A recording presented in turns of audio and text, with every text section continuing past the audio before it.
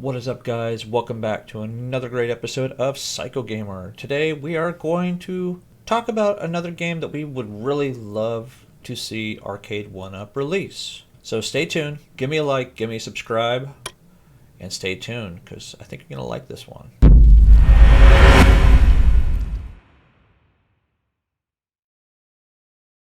Alright, guys, welcome back once again. If you don't know who I am Aubrey. I am your illustrious host. And today we're going to talk about Arcade1up one more time. Now, I think my last video that I made based off of Tron, it got a little bit of good feedback with it. I think I'm probably going to do a series of videos on games we would really like to see Arcade1up or even one of these other companies really release. But I think Arcade1up is doing such a good job, I think they're going to be our main focal point when it comes to that. But today we're going to talk about Donkey Kong and Donkey Kong Jr. Donkey Kong came out in 1981. Donkey Kong Jr. came out in 1982. One of the masterminds behind the game, Shigeru Miyamoto. We all know him from Nintendo. We all love him. We love you, Miyamoto. We love you. So, Donkey Kong basically stole Mario's girlfriend and was holding her hostage. And Mario basically had to climb this entire level to defeat Donkey Kong and rescue his girlfriend, Pauline. Now, Mario at this point, he was not a plumber yet. He was a carpenter. And realistically, he originally didn't even have a name. And then they called him Jumpman, and then they called him Mario. It wasn't until the Mario Brothers game came out that he actually became, well, a plumber. I guess the carpenter work really didn't do him any kind of justice. But it was such a popular game that people would play it for hours and hours and hours in the arcades. Now, they did end up bringing it to home consoles as well, as many of us are going to know. So from the Atari 2600 to the ColecoVision and Television, really any of the older game consoles that were out at that time, they had some variation of Donkey Kong. Now, Donkey Kong obviously has been around since then in multiple different forms and factors. Anywhere from playing watches to, obviously, the original Nintendo, Super Nintendo, and the N64 with Donkey Kong 64.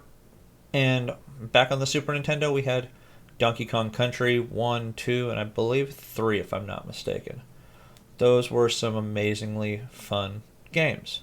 They haven't really done too much with the Donkey Kong series here to really make anything notable or worthwhile lately, unless they, re-release them as or repackaged Super Nintendo games for like the Nintendo handhelds, the Nintendo Wii, the Switch. So looking back at the classic games, people really like. Now, in 1982, they did come out with Donkey Kong Jr., which played fairly similarly to Donkey Kong, except they added a few different aspects in terms of climbing vines and jumping, and it was like a whole repackaged game that people really liked.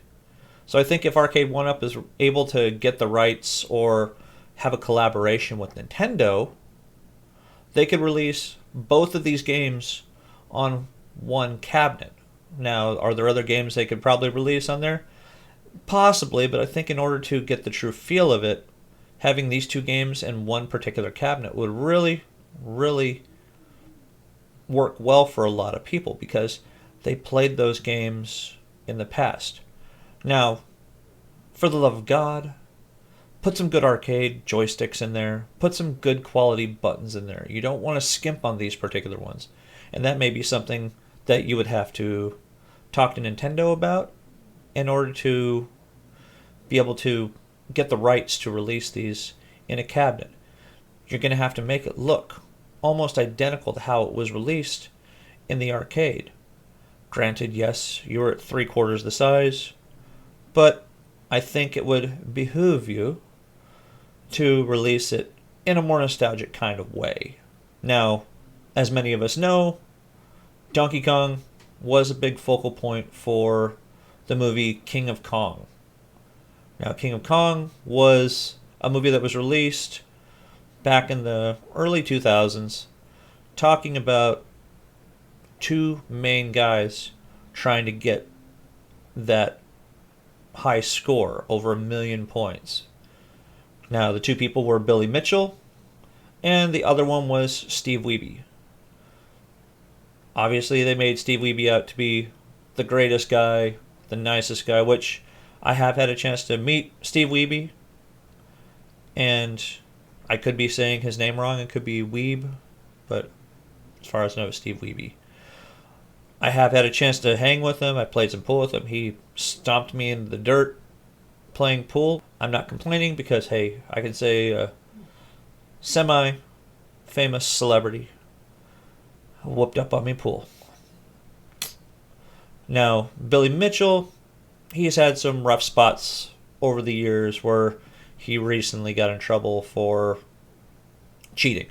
Basically, he used an emulator and made it out to seem like it was his actual gameplay. And there's a lot of controversy behind that, whether he did it, whether he didn't do it. He did get a majority of his high scores reinstated with Guinness World Records and Twin Galaxies. Tell me what you guys think. Do you guys like the idea of Arcade1up coming out with a Donkey Kong Jr. kind of cabinet? Would you prefer Donkey Kong as being the primary? Would you prefer Donkey Kong Jr. as being the primary art holder on the actual machine itself? Leave some comments below. Let me know what you think. I do appreciate you guys coming out. Remember to give a like and give a subscribe for the video. It helps me out, helps me continue making content for you guys, and trying to come up with some amazing ideas for things that we can talk about. So hopefully I'll come up with some more good ideas for games that we would love to see come out from Arcade1up.